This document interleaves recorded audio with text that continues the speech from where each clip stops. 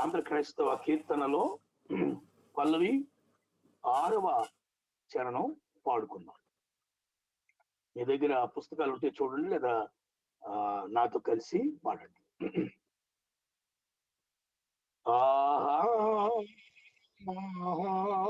ఆత్మ శరణ్యా విమోచక ద్రోహరహిత చంపే నిను నా ద్రోహ రహిత చంపే నిను నా దోషమే గదా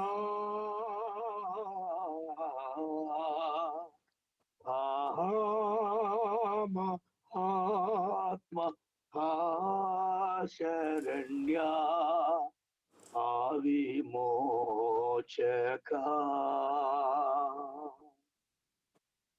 శ్రమ ప్రమాద మూలాను గొప్ప శబ్దమేతిహా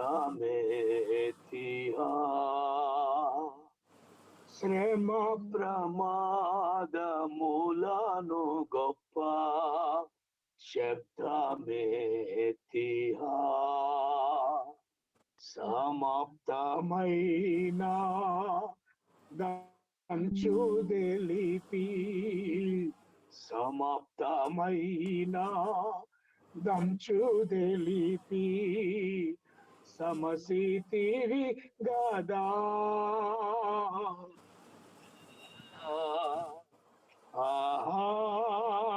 మహాత్మ శరణ్యా విమోచక.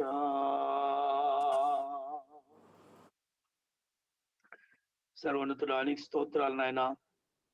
సిలువపై మా నిమిత్తమై పలికిన 6వ మాట నిమిత్తమై మాతో మీరు మాట్లాడండి. ఆ ధ్యానము ద్వారా మా ఆత్మీయ జీవితాన్ని స్పృశించి దర్శించి నూతనపరచమని యేసు నామములో ప్రార్థిస్తున్నాం తండ్రి, ఆమెన్. మంచిది ప్రియులారా, మన ఈ వసంతకాల వాక్య ధ్యానాల ప్రయాణం దాదాపుగా చివరికి వచ్చింది. మనం రేపు ఆఖరి కూడికను కలిగి ఉంటాం. దేవునికి నిజంగా నేను కృతజ్ఞతలు చెల్లిస్తున్నాను. ఫిబ్రవరి 18వ తారీఖున మొదలైన ఈ వాక్య ధ్యానాల వసంతకాల ప్రయాణం మనం రేపటితో సమాప్తం అవుతోంది. దేవునికి స్తోత్రం. ఈ 42 రోజులు కూడా ఆయుష్ను పెంచిన దేవునికి, ఆరోగ్యం ఇచ్చిన దేవునికి, సహవాసం దయచేసిన దేవునికి మహిమ ఘనత ప్రభావములు యుగ యుగములు ఎల్లప్పుడూ కలుగును గాక. ఆమేన్. మరి వసంతకాలం అని మనం ప్రారంభించాం. లెంట్ అనే పదానికి అర్థం వసంతకాలం అని. వసంతకాలం అంటే పాతట ఎండుటాకులు పండుటాకులు రాలిపోయి కొత్త చిగురు పుట్టే కాలం. మన జీవితంలో కూడా ప్రాచీన స్వభావం తొలగిపోయి మరి నవీన స్వభావాన్ని ధరించుకునే కాలం. అందుకు అనుగుణంగా ఆత్మదేవుడు మనతో చాలా చక్కగా మాట్లాడుతూ వచ్చాడని నేను ఎంతో దేవుణ్ణి స్తుతిస్తున్నాను. మీరు ఎంతమంది మేలు పొందారో తప్పక వారు దేవునికి కృతజ్ఞతలు చెల్లించండి. అలాగే నూతనత్వాన్ని కలిగి మీరు మీ సాక్ష్య జీవితాన్ని ముందుకు కొనసాగించండి. దేవుడు ఆ విధమైన కృప మీకు దయచేయాలని మీ నిమిత్తం మీ సోదరుడుగా నేను ఎల్లప్పుడూ ప్రార్థన చేస్తున్నాం. నేను పాస్టర్ గారు. ప్రియులారా, మరి ఈ చివరి 7 రోజులు మనం మరి యేసు ప్రభు యొక్క శిలువ మీద పలికిన 7 మాటల ధ్యానం చేస్తూ ఉన్నాం. దేవునికి వందనాలు. మరి 1-2 మాటలు ధ్యానించాం, నేను మాట్లాడాను. 3-4 మాటలు సహోదరులు మాట్లాడారు. మన 3వ మాట మన ప్రియ కుమార్తె మేరీ ఇమాన్యుల్ గారు, అలాగే ఏలి ఏలి లామా సబక్తా అనే మాట మన ప్రియ సహోదరులు కిరణ్ మునుగల్ చెట్టి గారు మాట్లాడారు. చాలా విలువైన మాటలు, చాలా లోతైన ఆత్మీయ అర్థాలతో కూడినటువంటి మాటలు దేవుడు ఆ బిడ్డల ద్వారా మనకి ఇచ్చాడు. అలాగే నిన్న మరి దప్పికొనుచున్నాను అనే మాటను బట్టి కూడా దేవుని స్తుతించుకున్నాం. ఈవేళ 6వ మాట, సమాప్తమైనది. సమాప్తమైనది. దేవుని బిడ్డలారా, ఆరంభ శూరత్వం మనం అన్ని చోట్ల చూస్తాం. తర్వాత ముగించాలనేటువంటి ఆలోచనతో మొదలు పెడతాం, కానీ ముగించడంలో విఫలమైపోతుంటాం.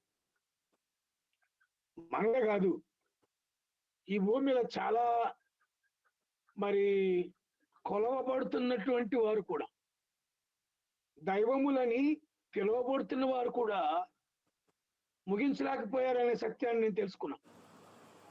నాకు ఒక మంచి మిత్రుడు ఉన్నాడు.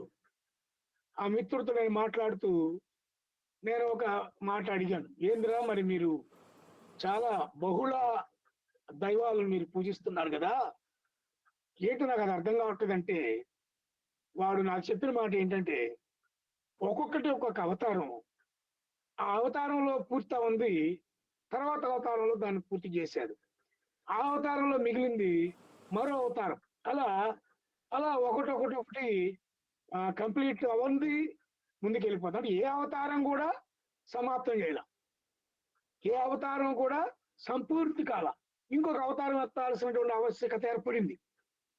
అందుకనే దేవుని బిడ్డలారా, యేసు ప్రభు అవతార పురుషుడు కాదు. ఆయన ఇంకొక అవతారం ఎత్తాల్సిన అవసరం లేదు. ఆయన ఏమన్నాడండి, నేనే దేవుడను, నాకు ముందు గాని నా తర్వాత గాని ఏ దేవుడును లేడు. దీన్ని బట్టి కూడా మనకు అర్థమవుతుంది ఆయన ఏది అసంపూర్తిగా విడిచిపెట్టల, ఆయన ఏది కూడా మధ్యలో వదిలిపెట్టినోడు కాదు. చాలా దేవుని కృప. అట్టి దేవుని మనం కలిగి ఉండటం నిజంగా మన అదృష్టం.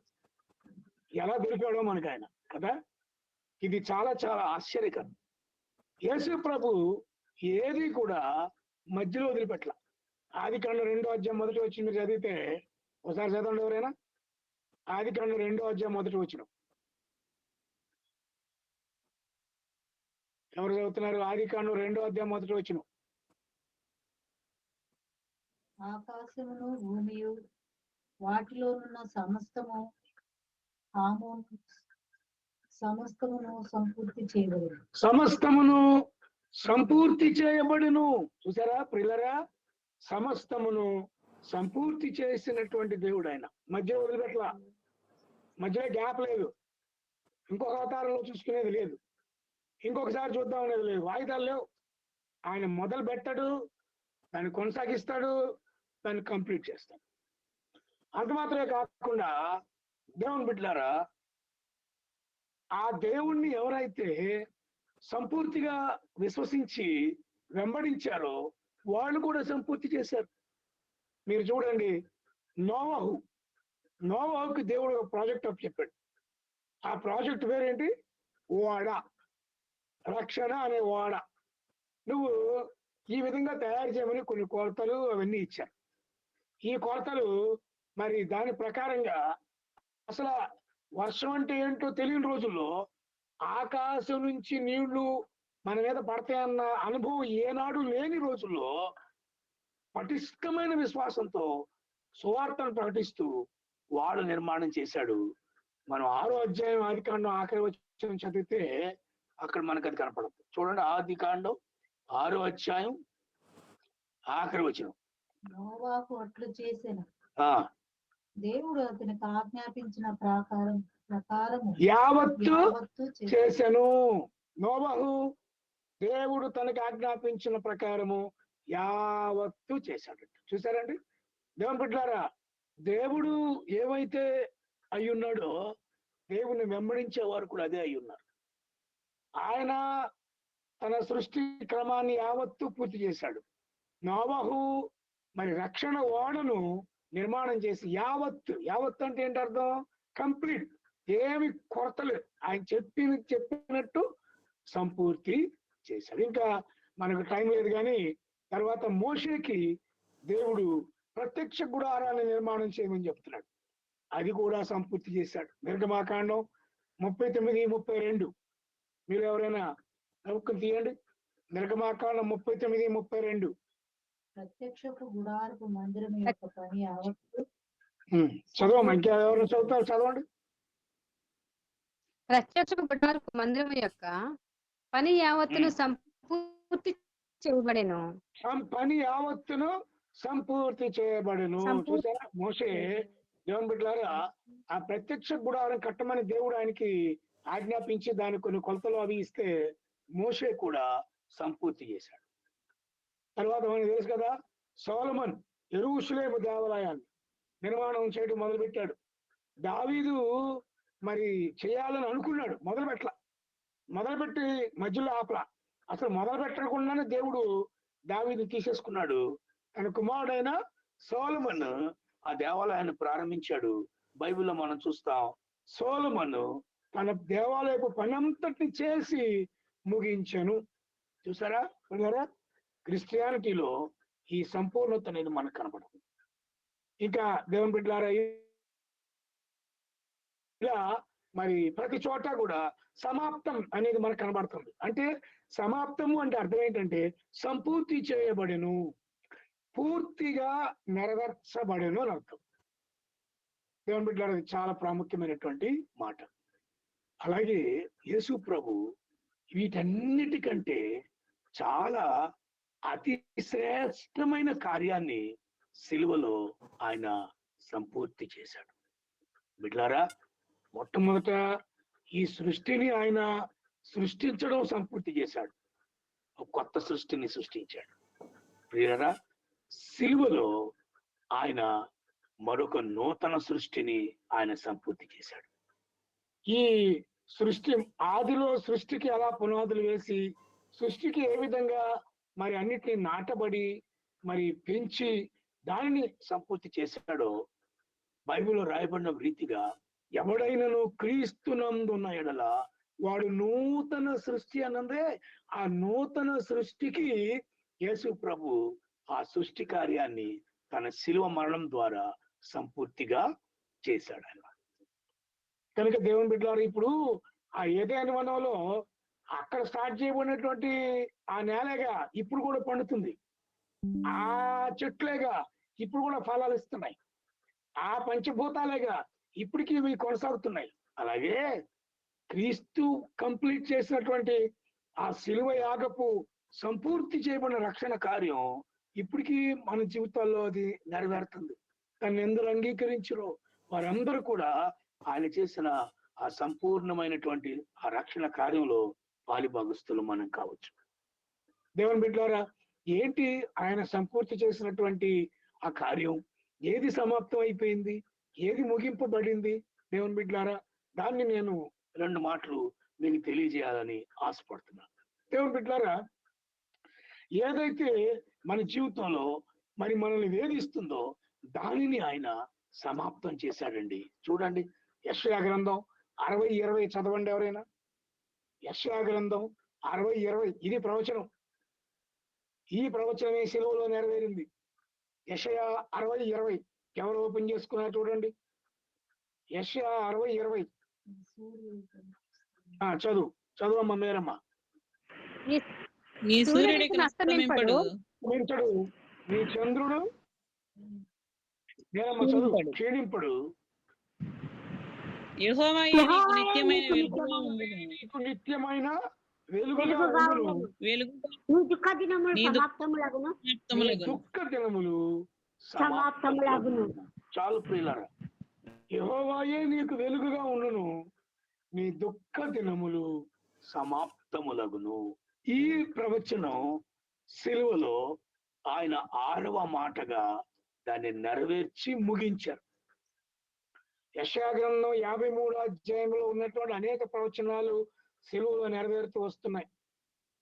కీర్తన గ్రంథంలో ఉన్నటువంటి అనేకమైనటువంటి దావీదు నోట, కోరహ కుమారుల నోట పలకబడినటువంటి అనేక ప్రవచనాలు సిలువలో యేసు ప్రభు ద్వారా నెరవేర్చబడుతున్నాయి.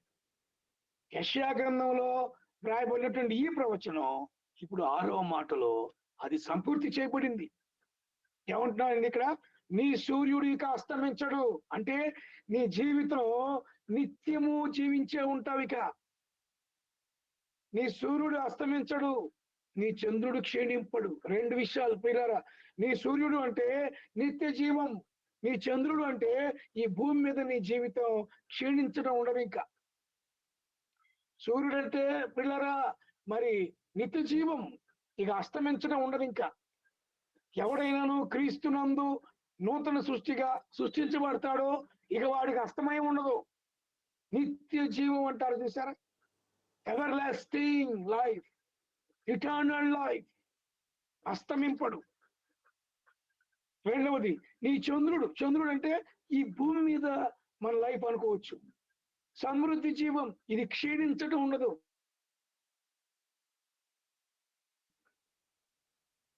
నీ సూర్యుడు ఇకను అస్తమించడు, నీ చంద్రుడు ఇక క్షీణించడు. అంటే ఏమనుకున్నాం మనం?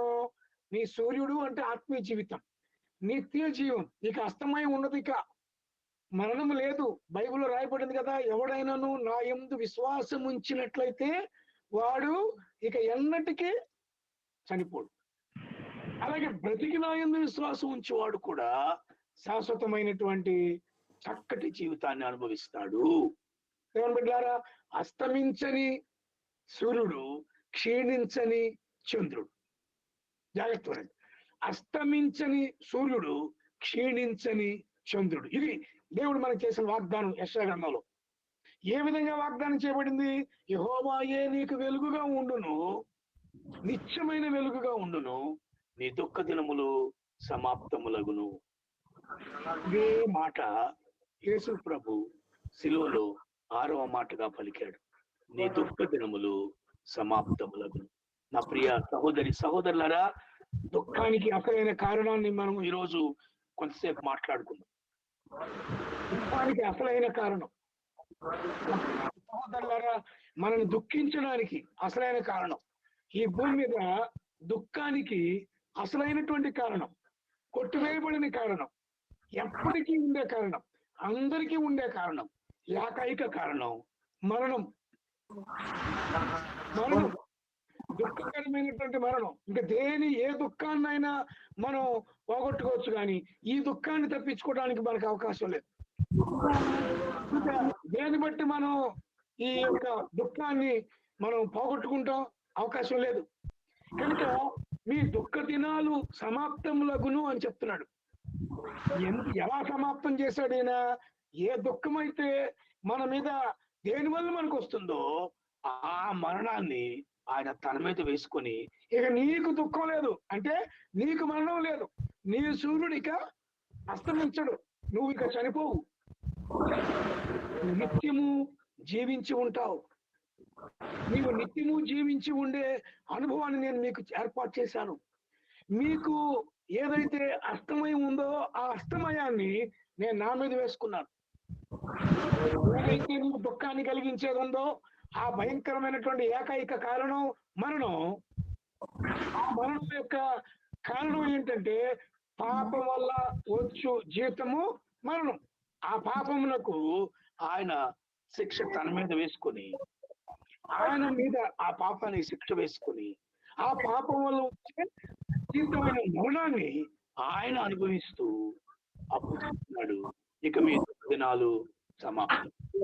ఏదైతే అత్యంత తీవ్రంగా దుఃఖిస్తుందో, ఏదైతే మిమ్మల్ని అత్యంత విషాదకరంగా మారుస్తుందో, ఏదైతే నీ జీవితాన్ని అస్తమింప చేస్తుందో, క్షీణింప చేస్తుందో, నాశనం చేస్తుందో, ఆ దుఃఖానికి కారణమైనటువంటి మరణం ఇక మీకు లేదు. మరణమైనను ఇక ఏడుపైనను ఇక మీకు ఉండదు అంటున్నాడు. దేవుని బిడ్డలారా, దేవునికి స్తోత్రం కలుగును గాక. నా ప్రియమైన సహోదరులారా, ఈ రాత్రికాల సమయంలో యేసు ప్రభు పలికిన ఈ ప్రవచనాత్మకమైన మాట సమాప్తమైనది. ఏంటి సమాప్తమైనది? మీ దుఃఖ దినములు సమాప్తమైనవి. ఎలా సమాప్తమైనది? ఆ దుఃఖానికి కారణమైన మరణం సమాప్తమైంది. ఎలా వచ్చింది ఆ మరణం? పాపం వల్ల వచ్చిన జీతం. మరి ఏమైంది ఆ పాపం? ఆ పాపం ఎరుగని యేసు మన కొరకు పాపిగా మారి పాపాన్ని తన మీద మోసుకొని, ఇదిగో లోక పాపమును మోసుకొని పోవు గొర్రె పిల్లగా కల్వరి శిలువ యాగములో మన పాపమంతటిని ఆయన మీద వేసుకొని మనం దోషాన్ని దేవుడు ఆయన మీద మోపబడి ఆయన మరణానికి తగినటువంటి ఫలాన్ని నివృత్తిని చేసి తద్వారా మరణాన్ని తీసేశాడు, తద్వారా దుఃఖాన్ని తీసేసి అప్పుడు అంటున్నాడు, ఇక నీ దుఃఖ దినములు సమాప్తములయ్యాను. దేవుని బిడ్డలారా, ఇది కూడా ఎప్పుడో మొదలైంది. ఈ ఈ దుఃఖ దినాలు తీసే విధానం ఎప్పుడో మొదలైంది, కానీ కొంతవరకే మొదలైంది. దానిని యేసు ప్రభు సంపూర్తి చేశాడు. ఏం చేశాడు యేసు ప్రభు శిలువలో? ఏంటి ఆ సంపూర్తి చేసింది? ఒక మాట మీరు చదవండి, రోమాపత్రిక 8వ అధ్యాయము 2వ వచనం. ఎవరైనా స్పష్టంగా చదవండి. రోమీయులకు రాసిన పత్రిక 8వ అధ్యాయం 2వ వచనం. ఏముంది అక్కడ? క్రీస్తు యేసునందు జీవమునిచ్చు ఆత్మ యొక్క నియమము నియమము నుంచి నన్ను విడిపించను. ఎట్లనగా, అక్కడ చదవండి, ఎట్లనగా, ఎలా పాప మరణము నుంచి మనల్ని విడిపించిందట? ఎట్లనగా ధర్మశాస్త్రము దేనిని చేయజాలకపోయాను, దానిని దేవుడు ప్రభు శిలువ మీద చేసి ముగించను. ధర్మశాస్త్రము దేనిని చేయజాలకపోయాను? ఇది పాపం, ఇది తప్పు, ఇది కరెక్ట్ కాదు, దీనివల్ల నీకు శిక్ష, దీనివల్ల నువ్వు నాశనం అయిపోతావు. దేనిని చేయజాలకపోయినా దానిని దేవుడు చేశాను. దీనివల్ల నీ ఇలా అయిపోతావు, దీనివల్ల నీ తరాలు శపించబడతాయి, దీనివల్ల పిల్లలు నాశనం అయిపోతారు, ఇదిగో ఇది తప్పు, ఇది తప్పు, ఇది తప్పు, ఇది అపవిత్రం, ఇలా మనకి అన్నిటినీ తేల్చి చెప్పింది ధర్మశాస్త్రం. కానీ దానివల్ల వచ్చే ఫలితాన్ని అది తీసివేయలేకపోయింది. ధర్మశాస్త్రం జస్ట్ లైక్ డయాగ్నిస్. ఇప్పుడు లోపల పెద్ద బాధ ఉందండి, ఆ బాధ బాగా తీవ్రమైపోయింది, ఆసుపత్రి పరిగెత్తాం, వెంటనే ఏమన్నారంటే స్కానింగ్ తీయాలన్నారు. డయాగ్నిస్ సెంటర్కి వెళ్ళాం, ఆయన బ్లడ్ టెస్ట్ లో స్కానింగ్ తీశారు. ఆ స్కానింగ్ రిపోర్ట్ లో, ఆ బ్లడ్ రిపోర్ట్ లో అన్ని రెడ్ మార్కులు వచ్చినాయి. ఇదిగో క్రియేటిన్ పెరిగింది, ఇదిగో అదయింది, ఇదిగో ఇదయింది అని డయాగ్నిస్ సెంటర్ మన తప్పులు చూపించింది. అమ్మయ్య, అయ్యో నాకు ఇది లేదు, నాకు అది లేదు, నాకు ఇది పోయిందంటే మన ప్రాణం కప్పరినట్టేనా? మన ప్రాబ్లం తీరిపోయినట్టేనా? అవదు. డయాగ్నిస్ సెంటర్ ఏదైతే చేయజాలకపోయినో దాన్ని డాక్టర్ గారు చేస్తాడు. అలాగే ధర్మశాస్త్రం అంటే ఈ భూమి మీద ఏ గ్రంథమైనా, ఏ శాస్త్రమైనా మన తప్పేంటో చూపించింది, కానీ మన తప్పును మనలోంచి తీసివేయలేదు. మనం దేని వల్ల దుఃఖపడుతున్నామో చెప్పింది, కానీ ఆ దుఃఖాన్ని శాశ్వతంగా మనలోంచి తీసివేయలేదు. ఈ రాత్రికాల సమయంలో దేనినైతే ధర్మశాస్త్రము చూపించింది కానీ దాన్ని మనలోంచి తీసివేయలేకపోయిందో దానిని దేవుడైన యేసు ప్రభు శిలువ మీద చేసి ముగించాడు. ఈ రాత్రి ప్రియులరా, దేవుడు మనతో చెప్తున్న మాట సమాప్తమైనది. నీ దుఃఖ దినములు సమాప్తమైనవి.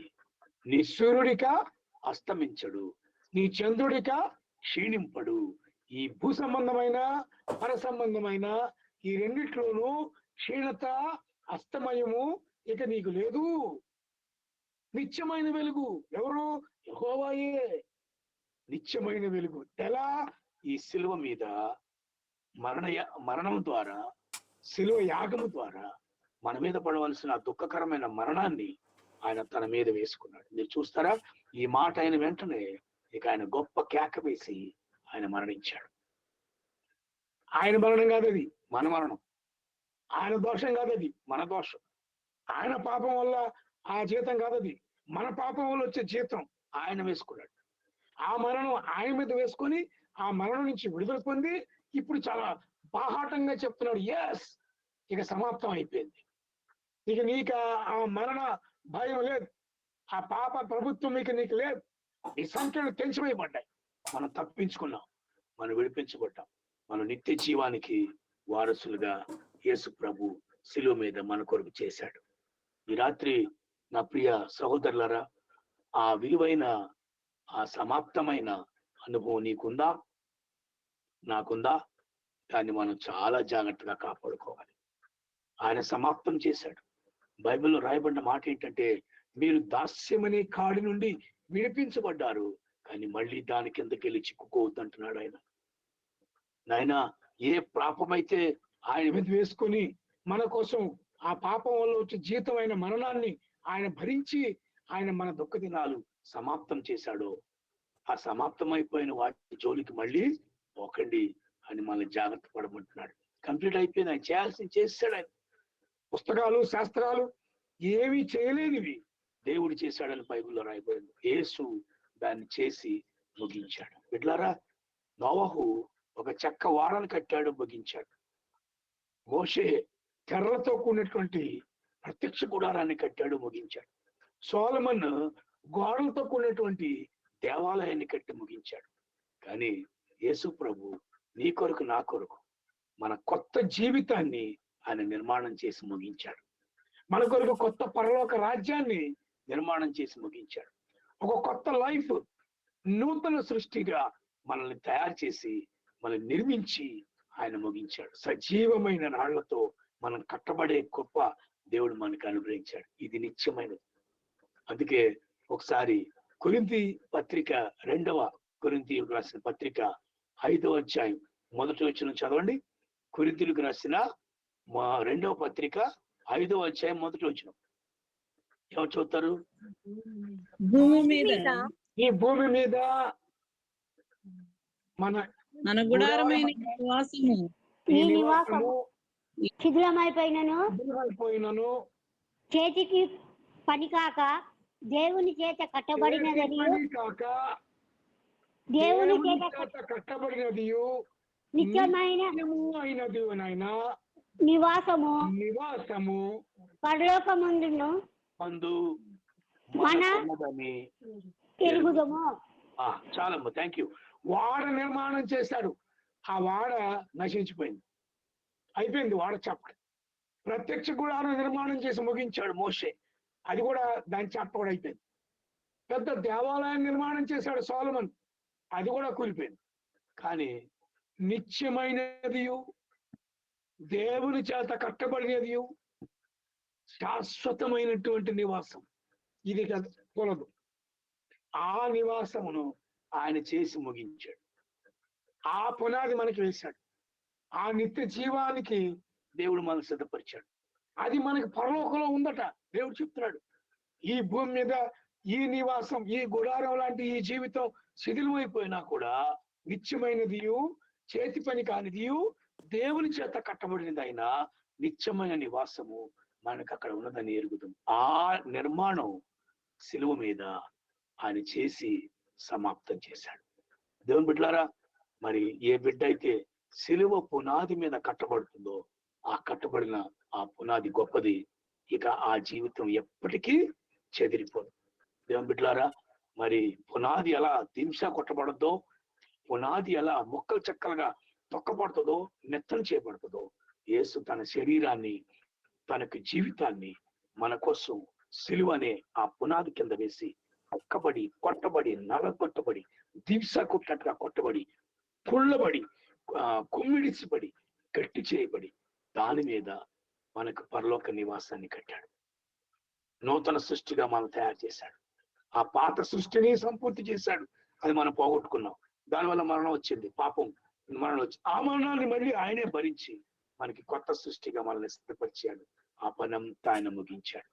వేరే అవతారం అక్కర్లేదు, ఇంకా ఇంకొక జన్మ అవసరం లేదు, ఇంకా ఇంకొక వైపు చూడాల్సిన అవసరం లేదన్నా. ఆయనే తన పనంతటిని చేసి ముగించి మనకు ఒక కొత్త నివాసాన్ని ఏర్పాటు చేశాడు. ఆ నివాసంలో నీ పేరుందా? ఆ నివాసంలో నాకు ఇల్లుందా? ఆ నివాసంలో నీకు చోటుందా? స్థానం ఉందా?